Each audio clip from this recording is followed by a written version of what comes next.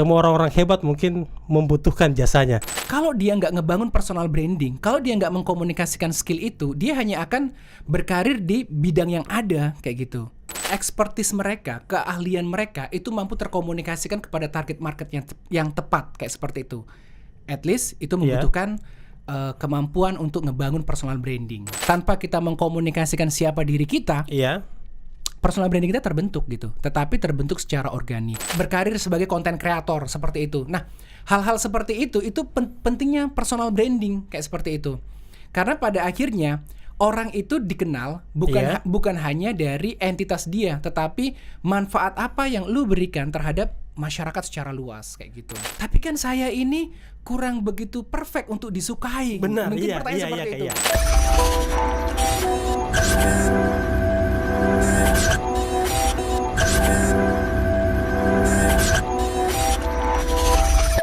One days, one goals, one goodness. Selamat datang di Mata Pemuda.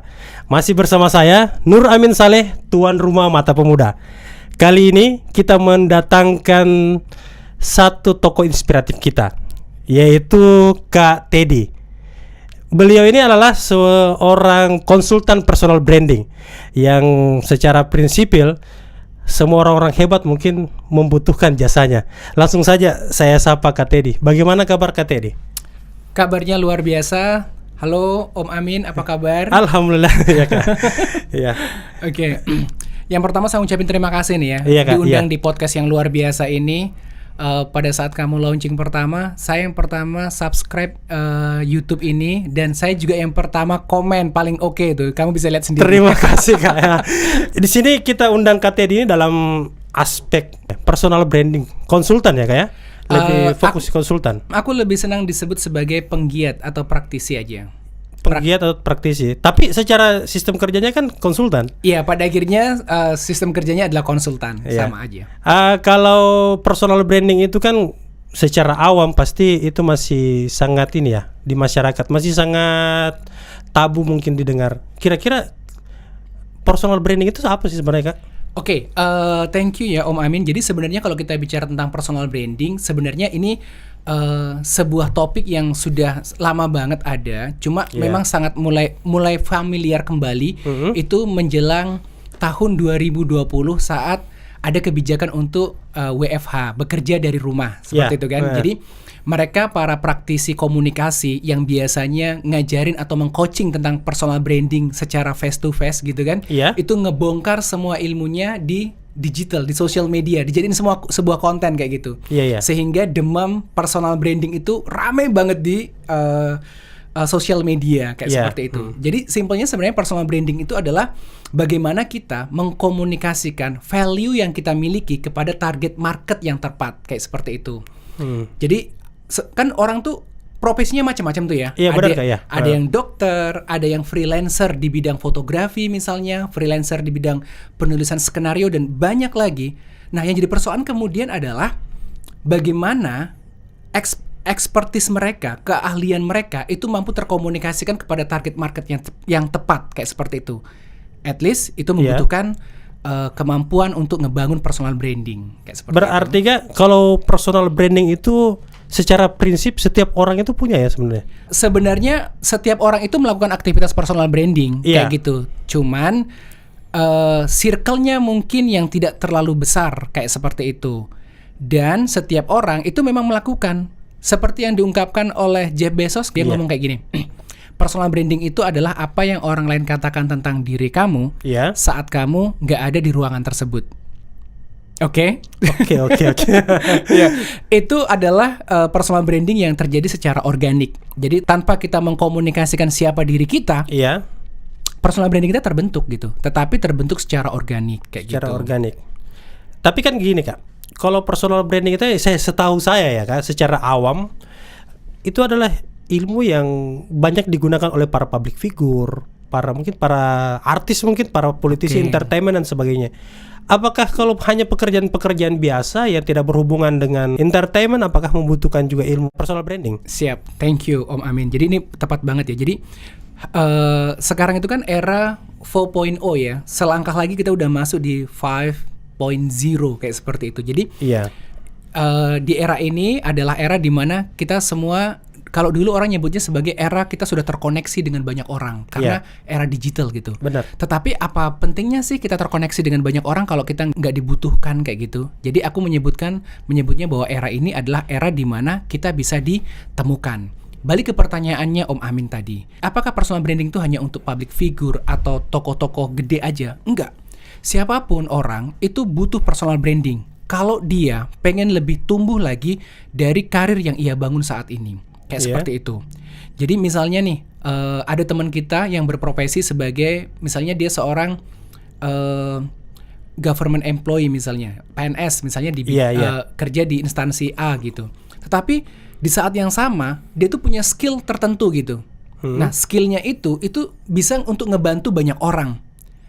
Kalau dia nggak ngebangun personal branding, kalau dia nggak mengkomunikasikan skill itu, dia hanya akan berkarir di bidang yang ada kayak gitu.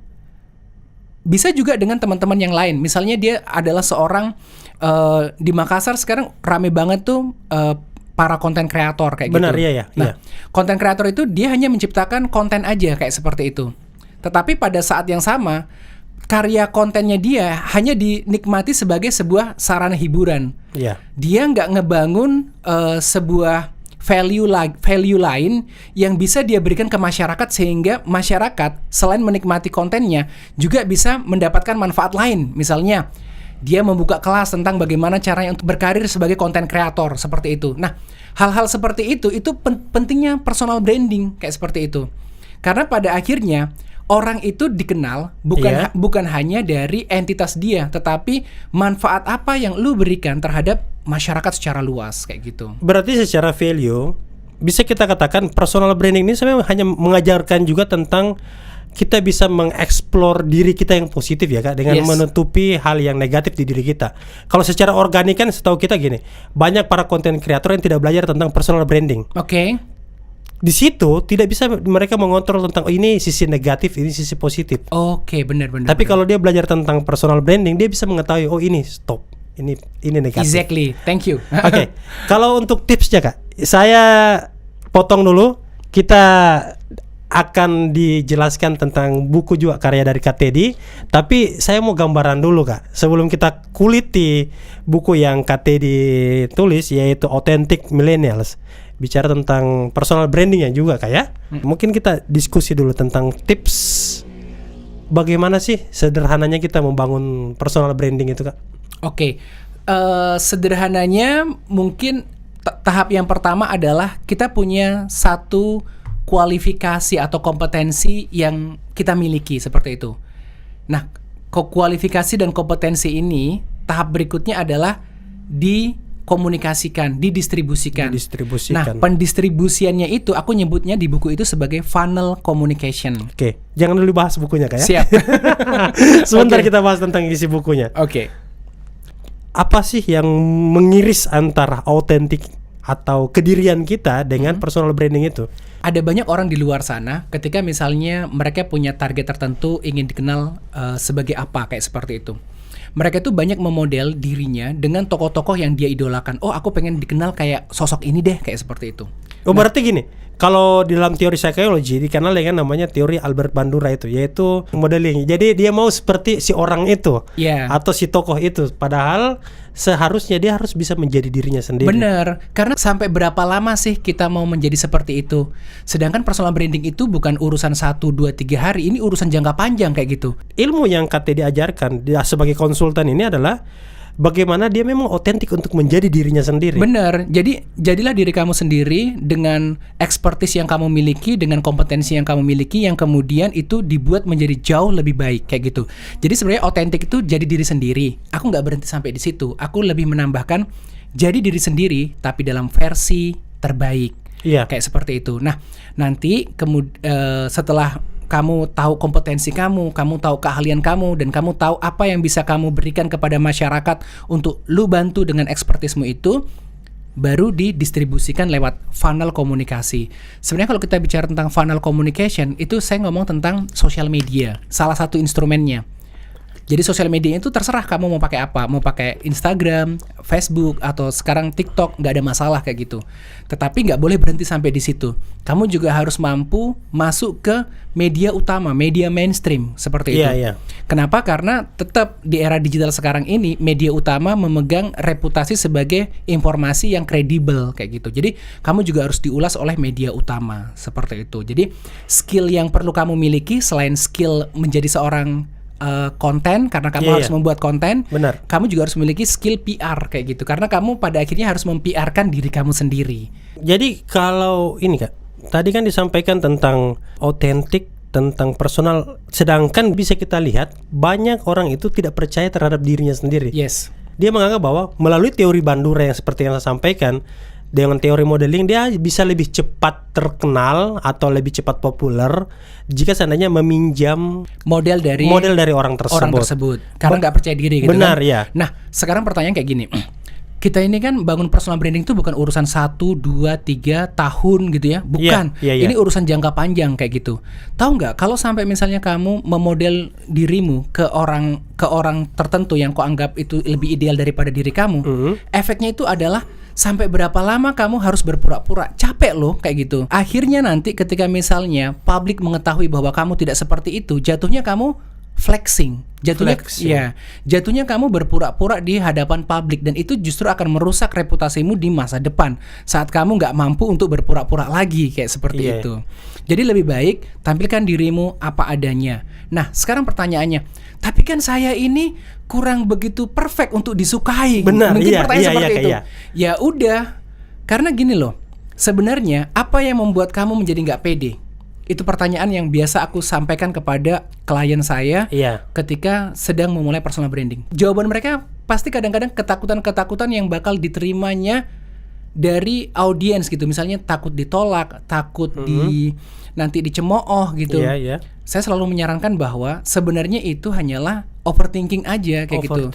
Karena pada akhirnya orang itu tidak melihat apa yang Anda katakan gitu, tetapi apa yang sudah Anda kerjakan kayak seperti itu. Jadi ketika Anda ngomong tentang ilmu ekonomi, Anda harus memang orang ahli ekonomi gitu, sehingga orang lihat oh dia memang expertise di bidang ekonomi gitu, sehingga dia membuat konten tentang ekonomi.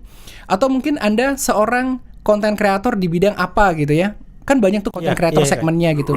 Ada yang kuliner, ada yang traveler gitu.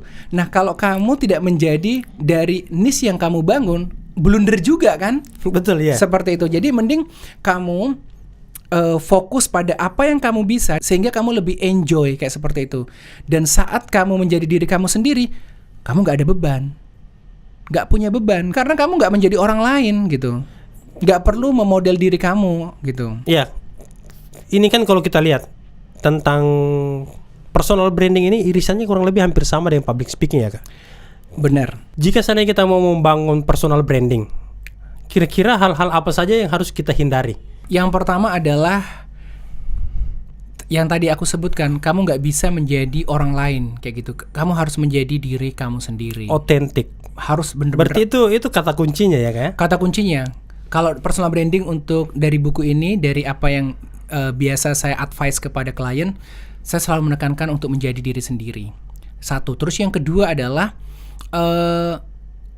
kamu fokus kepada menonjolkan diri kamu terus kayak gitu. Jadi misalnya postingkan kontennya itu diri kamu melulu gitu, narsis, hal-hal gitu. Aku sangat tidak menyarankan. Aku lebih menyarankan untuk membangun konten pada 4 pilar. Pilar yang pertama itu adalah edukasi. Pilar yang kedua itu adalah tentang lifestyle gitu kan. Terus pilar yang ketiga itu adalah tentang itu video, tetapi video itu bisa juga berkaitan dengan edukasi atau berkaitan dengan aktivitas kamu sehari-hari kayak gitu. Karena kita pengen memperkenalkan diri kita kan, siapa kita, apa kesibukan kita. Dan pilar yang keempat itu bagaimana kamu membangun interaksi, bisa lewat Q&A, bisa lewat kamu mengulas sebuah isu yang kamu tuangkan di sosial media kamu. Itu yang kedua. Nah, yang ketiga yang harus dihindari ketika kamu membangun personal branding adalah kamu bertindak tidak sesuai dengan value yang kamu bangun. Contoh, misalnya kamu adalah seorang praktisi di bidang tertentu, misalnya di bidang hukum, Iya. di bidang kesehatan, di bidang akademik, banyak macam lah gitu. Sebisa mungkin kamu tidak melakukan hal-hal yang menyebabkan value kamu itu tercemar dan bisa viral gitu, karena itu bumerang banget seperti itu. Iya, tapi kan gini. Maksud iya. saya menjaga attitude kamu kayak seperti itu. Banyak hari ini tuh orang yang jadi bohong tapi dia viral dan menjadi orang yang mungkin populer. Oke. Public figure itu kebanyakan seperti itu. Oh, oke. Kalau di kelasku, aku sangat tidak merekomendasikan untuk Anda menggunakan hal-hal negatif untuk kebutuhan populer. Berarti ini kan kembali ke individu masing-masing ya, Kak? Bisa ke individu masing-masing, tetapi untuk beberapa klien saya, kalau tujuan fokusnya adalah untuk karir jangka panjang, maka saya lebih menyarankan untuk Anda fokus pada pengembangan diri satu, terus yang kedua membagikan hal-hal yang positif kayak gitu. Karena yang kita bangun adalah reputasi jangka panjang. Oke lah, boleh kamu viral dengan konten yang misalnya aneh-aneh misalnya. Iya. Tapi itu jujur, itu nggak jangka panjang. Itu ada momentumnya. Setelah momentum itu hilang, kamu juga hilang. Lewat ya, Kak? Berarti sangat menarik ya kalau kita belajar tentang personal branding, tapi memang tidak bisa secara otodidak ya, Kak? Harus ada mentor. Akan lebih mudah dan terarah jika ada mentor. Oke. Dan bukan hanya untuk public figure ya, Kak. Mungkin sebagai PNS, pengusaha atau bisnismen itu penting ya tentang personal branding. Ketika fokusmu untuk membangun karir jauh lebih baik daripada yang sebelumnya, maka personal branding adalah salah satu caranya. Kayak seperti itu. Salah satu caranya. Benar, karena aku pernah membuat konten ya. Jadi sebenarnya personal branding itu bukan cara untuk membuat kamu sukses. Tetapi kalau kamu sudah banyak melakukan cara, tetapi suksesmu belum tercapai, ya udah mungkin kamu bisa coba personal branding. Nah, gitu ya. Iya, seperti itu. Karena mungkin kamu belum sukses karena belum ketemu dengan market yang tepat atau dengan stakeholder yang tepat untuk meleverage kamu, kayak seperti itu. Iya. Jadi ini juga menjadi rekomendasi untuk para bisnismen, para mungkin orang-orang yang berkarir di dunia profesional harus belajar tentang personal branding. Tapi kan itu ya kembali ke awal tadi. Autodidak itu sulit, Kak. Dia harus membutuhkan apa ya? Membutuhkan mentor atau relationship yang bisa mendorong dia untuk bisa mempelajarinya secara sistematis. Otodidak itu bisa aja sih, tetapi konsekuensinya adalah menjadi panjang gitu kan. Sedangkan kalau kita punya mentor, kita bisa ada orang yang mengontrol kita, ngasih tahu apa yang boleh dan apa nggak boleh, serta tetap memastikan kita pada track yang benar. Itu fungsinya mentor kayak seperti itu. Nah, kalaupun misalnya kamu mau otodidak, bisa aja, nggak ada masalah. Kamu bisa belajar dari manapun kok. Sekarang buku-buku tentang personal branding banyak. Sosial media yang ngambil segmentasi mengenai personal branding ada banyak banget. Kamu bisa belajar dari situ atau ambil kursus-kursus pendek, itu tersedia banyak banget kayak gitu. Cuman yang jadi persoalan adalah jangan sampai kamu belajar pada hal yang salah satu, terus yang kedua karena ada juga yang salah gitu kan. Betul ya. Kita lihat ya beberapa kasus beberapa tahun belakangan ini. Ada influencer kan di bidang keuangan gitu yang memanfaatkan aktivitas personal branding untuk menggait banyak orang dan ketahuan ternyata dia ternyata bohong gitu ya, kan. Ini yang saya maksud, Kak. Yang kontennya itu menjadi flexing kayak seperti itu kan. Benar ya. Nah, itu kan negatif kayak gitu. Tapi memang cara untuk ngerekrut ngerekrut pasarnya itu harus flexing kayak gitu. Memang harus kayak gitu. Iya. Tapi itu kan akhirnya menjadi negatif, menjadi bumerang juga buat dia. Kan kita nggak mau ya, popularitas kita terbangun, reputasi kita terbangun, tetapi nggak jangka panjang. Kan nggak mau kan. Benar, makanya itu yang saya maksud, Kak. Orang-orang yang berkasus hari ini atau yang banyak menjadi flexing hari ini kan karena dia salah satunya menguasai teori personal branding ini. Yeah. Dia mampu mempengaruhi. Bayangkan saya sempat ke kampung, Kak. Di satu daerah itu semua orang itu berbondong-bondong berinvestasi ke tempat orang ini. Si orang ini dengan asumsi dia melihat ada mobil mewah dan sebagainya. Padahal kalau kita yang terdidik, kita tahu ini pasti flexing. Exactly, kayak gitu. Jadi ya benar. Makanya ilmu ini penting kan, supaya kita juga nggak terkecoh kan. Jadi kita tahu. Benar. Ya karena salah satu ilmu yang ada dalam aktivitas personal branding itu adalah ilmu untuk ngebangun bisnis. Jadi contoh ya, selama ini Om Amin pernah nggak berpikir bagaimana cara untuk menumbuhkan channel pemasaran? mungkin Om Amin berpikir, kalau aku mau nanya dulu sama Om Amin. Iya. Om Amin, channel pemasaran yang ditahu ada berapa? Marketplace mungkin? Salah satunya marketplace. Itu online ya. Iya, online. Dan offline-nya mungkin lewat retail modern atau di toko-toko kelontong kayak seperti itu. Nah, sebenarnya kita juga bisa memanfaatkan channel pemasaran itu dengan membentuk distributor, dengan membentuk reseller seperti itu. Nah, untuk mendapatkan reseller terbaik, untuk mendapatkan distributor terbaik, itu treatmentnya ada gitu. Dan salah satu cara untuk mengguide mereka itu adalah personal branding kayak seperti itu. Jadi sekarang Om bisa lihat kenapa ada banyak influencer yang dia juga punya bisnis dan sukses mengguide banyak reseller, ya salah satunya itu tadi. Kalau saya lihat sangat tersistematis dan banyak orang kan ambil jalan pintasnya. Oh hebat, dia hanya dengan populer atau hanya dengan joget-joget dan viral bisa jadi kaya. Ternyata rumusnya tidak sesederhana itu ya. Dia membutuhkan tahapan personal branding, mengatur tentang reseller dan sebagainya itu. Ya, pada akhirnya kalau misalnya mau dibawa ke bisnis, tahapannya juga akan menjadi panjang kayak seperti itu. Cuman coba kita melihat dari sisi si pembangun personal branding. Nah, bayangkan kalau misalnya kita ini profesinya kita anggaplah karyawan swasta gitu. Kemudian kita ngebangun personal branding kita sebagai seorang expert di bidang tertentu misalnya. Terus kita punya banyak orang yang menyukai kita punya banyak follower, kita punya banyak audiens. Setiap kita upload konten, engagement kita bagus, banyak yang like, banyak yang komen, banyak yang share. Sekarang pertanyaannya, kalau orang yang menyukai kita itu kita konversi menjadi sales, memungkinkan tidak? Sangat memungkinkan. Benar. Iya, kayak gitu. Jadi misalnya follower kita udah 10.000 misalnya, engagement kita 10% dari follower kita kayak seperti itu. Nah, sekarang kalau misalnya kita bikin produk gitu, apakah produk kita masih perlu mencari pasar? Nggak perlu kan? Karena mereka yang suka dengan kita, yang engage dengan kita, pasti akan menyerap produk kita kayak seperti itu. Yang jadi persoalan adalah kalau produk kita nggak berkualitas, pasti akan jadi bumerang. Benar. Kayak gitu.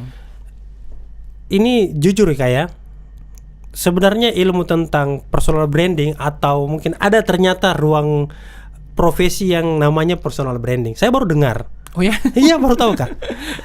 Dan ini saya pikir sangat-sangat berpengaruh terhadap perkembangan segala aspek semua urusan lah. Mau urusan politik, bisnis, karir dan sebagainya itu dipengaruhi oleh personal branding. Kira-kira Kak, saya langsung tembak saya ke ATD. Kalau saya mau belajar di mana? Kalau mau belajar sebenarnya saya punya banyak kelas ya. Saya sering bikin kelas. Punya ini Kak, punya lembaga khusus ada, ya? Ada ya? Ada. Namanya? ID Nation. ID Nation. Ya, jadi ID Nation itu sebelum tahun 2019 kita fokus ke event dan aktivitas pameran kayak seperti itu. Tapi masuk ke tahun 2020 kita berbalik menjadi PR consulting dan juga membantu kampanye pemerintah dalam literasi digital kayak seperti itu. Keren ya kan? Ya, shifting kan, karena kita nggak bisa berfokus pada yang lama karena itu sudah tidak profitable. Kita berpindah ke full digital kayak seperti itu. Iya. Kalau saya lihat keren sekali sebenarnya ini. Ini profesi yang tidak banyak orang ketahui, tetapi sebenarnya profesi ini yang paling banyak memanusiakan manusia atau menghadirkan banyak cuan juga ya.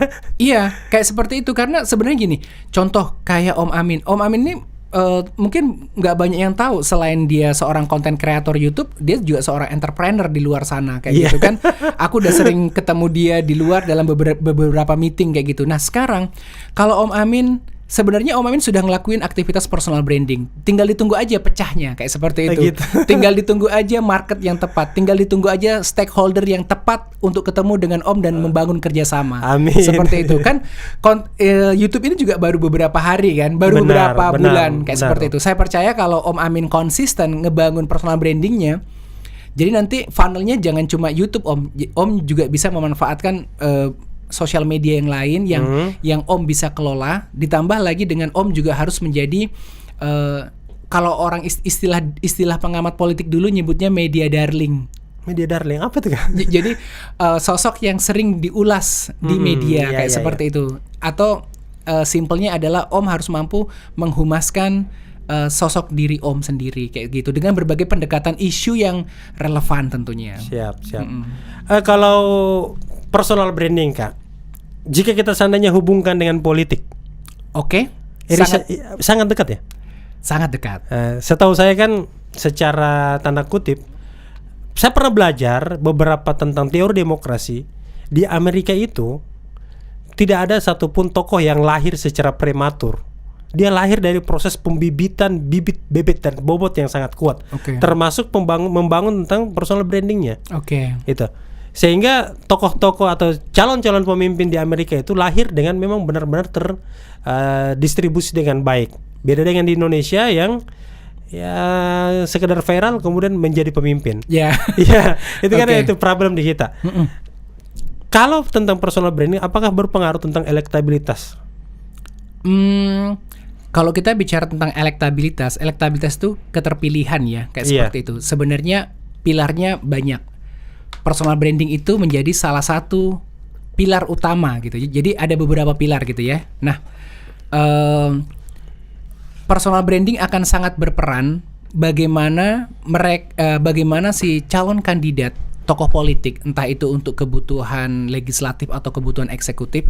Peran personal branding di sini adalah bagaimana mampu mengemas si calon itu untuk bisa yang pertama disukai kayak gitu oleh publik. Iya. Kayak gitu. Yang kedua adalah bagaimana dia bisa menjangkau lebih banyak audiens.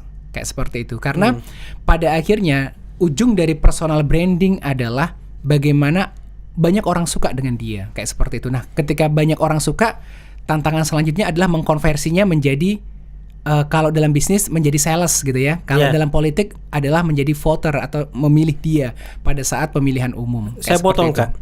Setahu saya kan ini KTD ini banyak politisi yang kenal dan banyak. Nggak banyak, beberapa ya.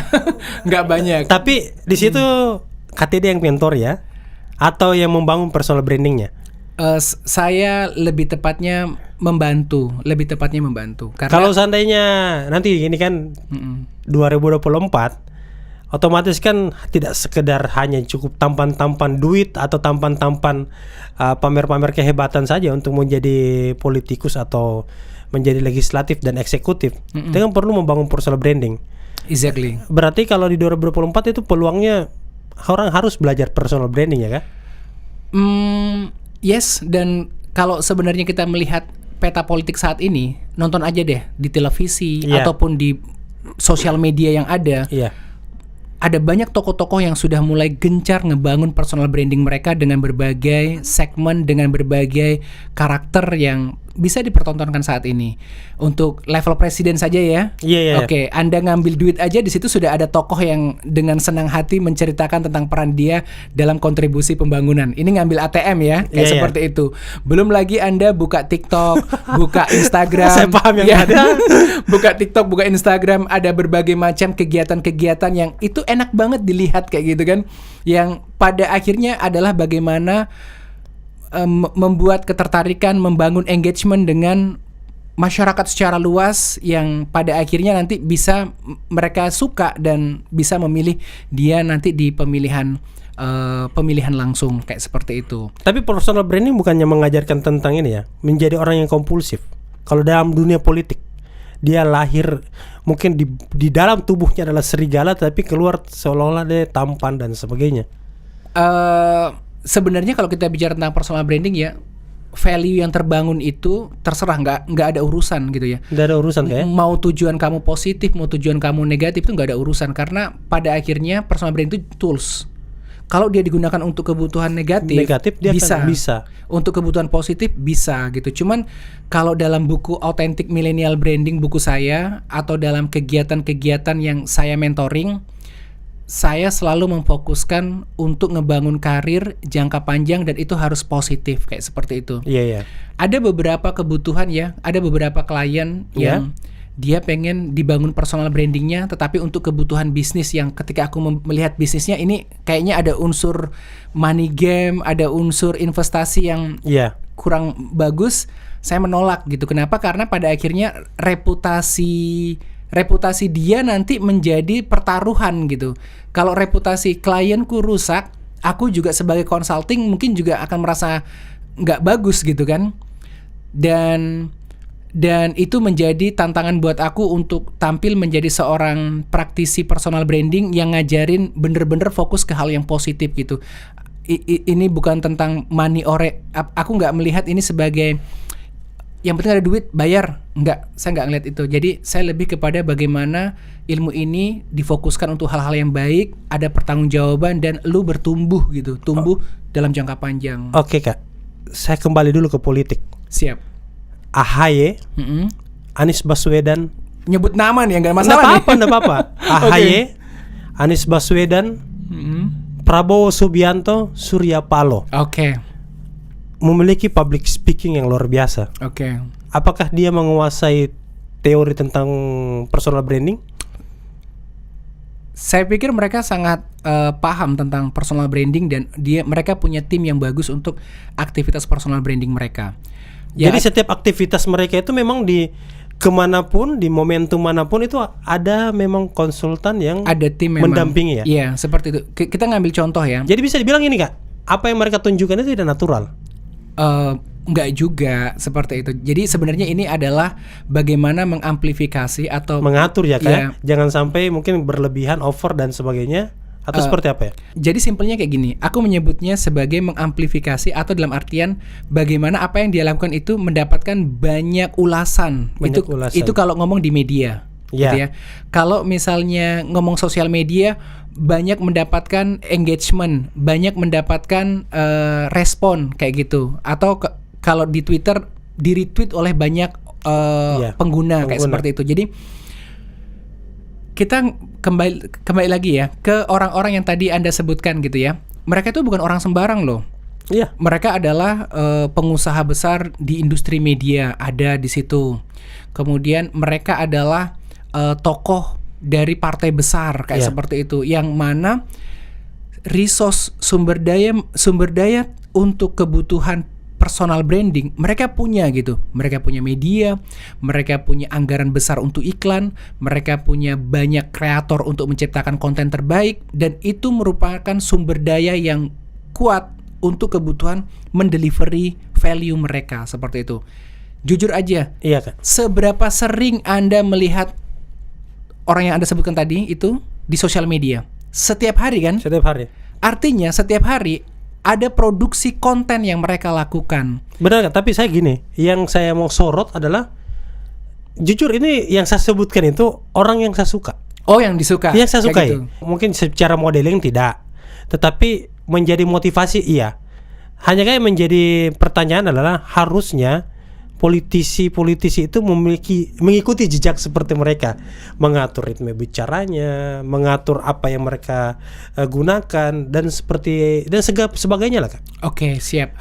Jadi thank you kalau kamu misalnya suka sama mereka, berarti kita sedang membicarakan hal positif dengan mereka positifnya, ya. Gitu. Jadi sebenarnya mereka itu adalah orang-orang luar biasa. Kita lihat AHY ya. Iya. Dia adalah seorang public speaking yang bagus. Benar. Di setiap pidatonya dia, bagaimana gesturnya, bagaimana mimik bicaranya, kayak seperti itu nunjukin kalau dia sangat excellent. Betul. Kemudian Anies Baswedan. Ini orang pinter banget nih. Kalau kamu dengar dia ngomong itu udah ketahuan bahwa dia bukan orang sembarangan kayak seperti itu. Surya Paloh, kita bisa ngelihat bagaimana dia adalah sosok yang sangat bijaksana gitu kan, dari berapi-api. Sangat berapi-api, orator terbaik. Betul. Kalau kamu dengar Surya Paloh dengan seksama di setiap pidatonya, baik itu di televisi, di YouTube, kau pasti akan merinding. Benar. Kenapa? Karena memang itu sangat bermakna dari setiap kata yang dikeluarkan. Diksi yang dia pilih itu bukan diksi sembarang, itu memang diksi pilihan. Terbaik ya. Diksi terbaik kayak gitu. Benar. Terus siapa lagi tadi? Prabowo Subianto. Prabowo. Ya kita siapa sih yang nggak kenal orang ini kan? Ini adalah politisi terbaik di Indonesia. Aku nyebutnya kayak gitu karena dia dari 2004 tidak pernah absen ya. Dia sangat kesatria gitu kan. Benar, ya, dia sangat kesatria untuk menjadi seorang politisi, dan semua konsekuensi dia paham dan dia menjalankannya kayak gitu. Siapa lagi tadi? 4 itu aja. 4 itu aja. Ya, ini orang-orang keren nih kayak gitu. Kalau misalnya mereka itu kemudian dinobatkan untuk menjadi kandidat di 2024, mereka adalah orang-orang terbaik Indonesia kayak gitu. Itu nggak salah kayak gitu. Siap. Dan kalau bicara mengenai karakter mereka, apa yang ditampilkan di sosial media, di funnel komunikasi yang mereka gunakan, entah itu di media utama maupun sosial media, itu adalah karakter mereka yang sebenarnya. Oke, seperti ya itu yang sebenarnya saya mau tanya, tapi kayak Teddy sudah jawab. Iya. Ini sebagai pembelajaran kita semua. Kenapa saya mau menyebutkan 4 tokoh ini? Karena ya, secara kedekatan saya tidak dekat, tapi itu menjadi motivasi saya. Mereka motivator saya. Yes. Yang saya mau pertegas di sini adalah apakah mereka menampilkan karakter yang otentik atau seperti apa? Otentik ya? Kalau dilihat dari background mereka, satu Iya. background, kemudian dilihat dari rekam jejak pekerjaan mereka, Iya, mereka adalah orang-orang otentik. orang otentik. Dan Ya, inilah yang seperti menjadi pembelajaran yang baik juga para politisi Iya. agar mengikuti ya. Kenapa saya menyebut mereka otentik? Iya. Karena kalau sampai dia nggak otentik, karir mereka udah mentok pasti. Karena kembali ke poin yang paling pertama sekali adalah orang yang menunjukkan yang tidak otentik itu tidak bertahan lama ya. Yes, gak akan bertahan lama kayak gitu. Nah mereka ini adalah para politisi yang sudah lama di Indonesia, selalu punya tempat dan selalu diterima kayak seperti itu. Jadi apa yang mereka bawakan itu memang itulah diri mereka kayak seperti itu. Oke. Inilah yang menjadi catatan ya. Para politisi yang mau mencalonkan sebagai calon legislatif 2024 dan eksekutif di 2024, jangan lupa belajar dulu tentang personal branding. Siap.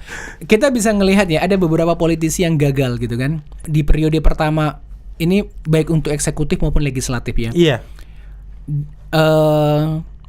Kita lihat iklan kampanyenya luar biasa gitu. Giliran menjabat ternyata gagal, kesandung sama korupsi kayak seperti itu. Jadi itu menunjukkan kalau mereka tidak otentik, mereka tidak koheren antara apa yang dia ucapkan dengan tindakan yang mereka lakukan kayak seperti itu. Sebagai seorang politisi kan harus menjunjung tinggi kehormatan, menjunjung tinggi kredibilitas kayak seperti itu. Kalau sampai lo kesandung sama kasus, ya berarti bohong dong yang selama ini kamu kampanyekan kayak gitu. Betul. Oke Kak, kita masuk ke buku ini. Oke. Di buku ini kan Authentic Millennials Branding. Apa sih poin inti yang di dalam buku ini? Oke, poin intinya adalah 2. Yang pertama, to be authentic. To be authentic. Dan distribusikan. Apa sih to be authentic itu maksudnya? To be authentic adalah kamu menjadi diri kamu sendiri, dengan expertise kamu sendiri, dengan kompetensi kamu sendiri, kemudian ditampilkan lagi dalam versi terbaik. Kayak gitu. Nah, untuk sampai menjadi versi terbaik itu ada beberapa turunannya kayak gitu. Misalnya aku ngajarin di buku ini bagaimana untuk belajar tentang mindfulness gitu, supaya orang itu nggak terjebak dengan overthinking, nggak terjebak dengan hal-hal yang di luar kontrol dirinya kayak gitu. Kalau kamu masih sibuk dengan hal-hal di luar yang bisa kamu kontrol, itu sulit untuk bertumbuh kayak gini, kayak gitu, kayak gini. Simpelnya kayak gini. Misalnya kamu pengen belajar sesuatu, pengen belajar nulis misalnya. Iya. Tetapi kamu itu selalu kepikiran, aduh ini nanti tulisanku kalau dibaca sama teman-teman nanti mereka protes gitu. Aduh nanti ini kalau dibaca sama dosenku pasti akan ada banyak kritikan gitu. Pertanyaannya adalah kenapa sampai pikiran kamu itu dipenuhi dengan ketakutan-ketakutan seperti itu? Itu karena kamu nggak percaya diri, satu, nggak cinta dan nggak yakin dengan kemampuan kamu kayak gitu. Nah sekarang gimana caranya supaya kamu bisa fokus ke diri kamu? Ya udah, stop melakukan tindakan-tindakan di luar yang bisa kamu kontrol kayak gitu. Apa yang bisa kamu kontrol? Cara berpikir kamu, tindakan kamu, perencanaan kamu, eksekusi kamu, itu bisa kamu kontrol. Secara filosofis yang kata disampaikan itu kayak gini, kayak filsafat Stoa. Ya memang. Stoik. Mindfulness kan bagian dari Stoa juga. Stoa juga. Kayak seperti itu. Iya, Ya. jadi kalau kamu masih berfokus pada apa kata orang, masih berfokus kepada penilaian orang, kamu nggak bakal pernah maju kayak seperti itu. Jadi dalam apapun karirmu gitu loh. Serius. Jadi misalnya kamu nih ya mau jadi seorang podcast gitu, tapi kamu selalu ngebandingin diri kamu dengan Deddy Corbuzier, dengan Raffi Ahmad, nggak bakal selesai lah. Betul, Kapan betul. kamu segera mulai kayak gitu? Iya, Kamu iya. mau bikin konten, aduh saya harus bikin konten yang bagus yang seperti A, B, C, nggak bakal selesai. Kamu hanya berkutat di pikiran kamu aja, kayak seperti itu. Dan ini Kak, saya baca ini bukan hanya poin dasarnya saja ya, tapi sampai di bagaimana kita masuk di digital networking. Exactly. Jadi dari A sampai Z dituliskan di dalam buku ini. Benar, Luar kayak seperti biasa. itu. Digital networking itu adalah bagaimana konten terbaik kamu itu mampu dilihat oleh stakeholder atau market yang tepat. Nah itu instrumennya aku pakai iklan kayak gitu. Jadi nanti di buku ini juga aku ngajarin bagaimana cara menggunakan platform Instagram, termasuk bagaimana belajar ads Instagram. Ads Instagram. Iya. Luar biasa. Iya, kayak seperti itu. Jadi nanti kamu tinggal bikin konten gitu kan tentang Iya, iya. tentang apa sih expertise kamu untuk ngebantu orang, terus aktivasi dengan ads supaya lebih banyak orang yang lihat gitu. Fokusnya adalah bisnis kayak gitu. Fokusnya adalah bisnis. Oke Kak, jika seandainya saya atau para pemirsa ingin membeli buku ini, di mana bisa didapatkan? Oke. Ini ya, ini bukan endorse ya, tetapi menurut saya ini buku recommended. Ya. Buku recommended sebab sangat penting kita bisa menjadi orang yang otentik. Benar. Sangat penting untuk kita bisa belajar tentang personal branding. Dan di sini saya sekilas saya baca dari A sampai Z itu diulas, bukan hanya tentang definisi tapi sampai pengaplikasiannya ya. Benar. Sangat detail sih. Kalau mau beli bisa lewat Instagram saya. kayak Instagram? gitu. Lewat Instagram dan di Apa nama Instagramnya Kak? @teddy.hendratno. Nanti tolong dipasang juga ya. Siap, tenang, siap. Terima kasih, ini udah di blow up Instagram saya. Dan yang kedua bisa juga lewat Tokopedia. Aku on board di Tokopedia untuk penjualan buku ini kayak seperti itu. Oke, Kak Teddy, sebagai kesimpulannya, kira-kira apa yang menjadi catatan penting atau masukan untuk para pemudaism yang ada di seluruh Indonesia, khususnya para generasi Z ya, dan mungkin yang mau membangun diri dengan personal branding? Oke, yang pertama mungkin jangan pernah takut untuk memulai. Iya. Kalau banyak orang nyebutnya jangan takut bermimpi. Kalau aku jangan takut memulai. Jangan takut memulai. Iya. Kenapa? Karena memulai itu lebih sulit. Kalau bermimpi kan semua orang udah bisa. Mimpi itu gampang ya. Ya, semua orang sekarang sudah bermimpi, tapi mereka terjebak pada overthinking gitu loh, sehingga gak memulai. Jadi jangan takut untuk memulai. Kalau kamu sudah memulai, kamu akan merasakan pertumbuhan yang kamu alami kayak gitu. Jadi kamu gak akan pernah tahu di mana kamu salah, di mana kamu benar kalau kamu gak segera memulai. Itu satu. Itu satu. Terus yang kedua, stop memikirkan apa tentang kata orang kayak gitu. Fokus aja ke diri kamu. Saat kamu berani fokus kepada diri kamu, maka di saat itulah kamu bertumbuh. Stoik ya. Itu stoik banget ya. Stoik banget Kak. Oke. Sebab kita hanya memikirkan tentang diri, apa ya, bagaimana kita tetap optimis, abaikan cemo orang lain. Karena asumsinya adalah ketika semua orang mampu memikirkan apa yang terbaik buat dirinya, maka pada saat yang sama kita menciptakan sebuah komunal yang bertumbuh gitu. Iya. Kayak gitu. Jadi gimana kita mau bisa nolong orang kalau nolong diri kita aja kita nggak bisa?